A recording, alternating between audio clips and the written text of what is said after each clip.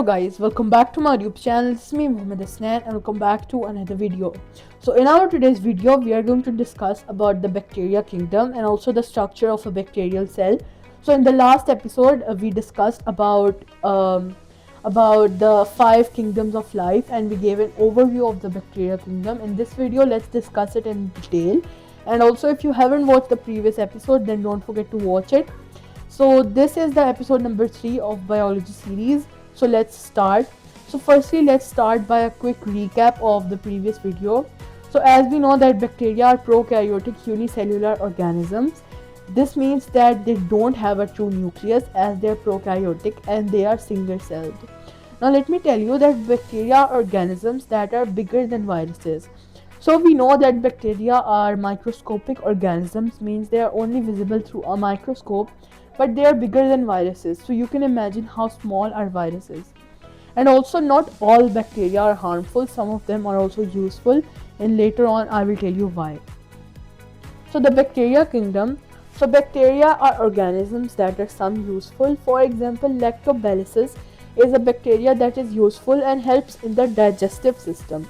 So now you can understand why some of them are useful, as some bacteria are part of our body, part of the digestive system.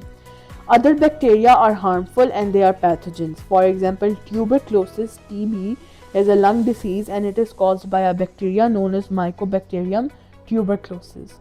A bacteria also causes disease such as the Lyme disease. And bacteria cells also have cell walls just like the plant cell, and those cell walls are made up of a complex sugar known as peptidoglycan. Now let's discuss the importance of bacteria. So bacteria are important because in ecosystems they are the main decomposers of nature. This means that they decompose something which is dead, and also they are important because they help in many nutrient cycles, for example the carbon cycle and the phosphorus cycle. For your information, how they help in the carbon cycle. So as we know that plants do photosynthesis and then animals eat those plants and then animals die. Then bacteria decompose those animals when they are dead, and then a gas is released in the decomposition, carbon dioxide. Then that carbon dioxide is again used by plants to do photosynthesis and then the cycle continues.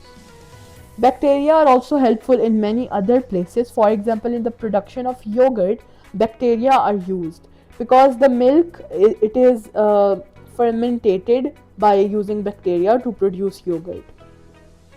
Now let's discuss about the bacterial cell. So as you can see, this is a complete bacterial cell which has many parts. For example, the pilus and plural is pili. Then it has a cell wall, a plasma membrane, a nucleoid, a cytoplasm, ribosome and flagellum. Now let's discuss what are the function of all these parts in detail. So firstly, bacterial cells have a nucleoid instead of a nucleus, as we know they are prokaryotic.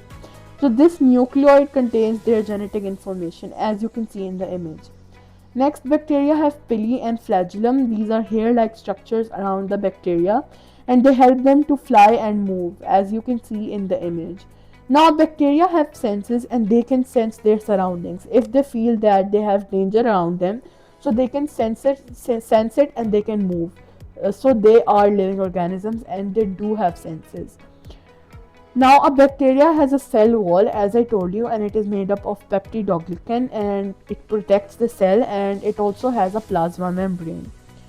Now bacterial cell also have cytoplasm which contains all the cell parts just like eukaryotic organisms, and it also has ribosomes, and ribosomes are also present in eukaryotes. Ribosomes are responsible for making protein in the cells. So the process is known as protein synthesis. As you can see, those blue circles in the image are ribosomes. So as it doesn't has a nucleus, as the bacteria is prokaryotic, the RNA, DNA isn't wrapped up in the nucleus. So the cell has circular plasmid DNA, and those circular plasmid DNA float in the cytoplasm. So this was a detailed video on bacteria and the bacterial cell.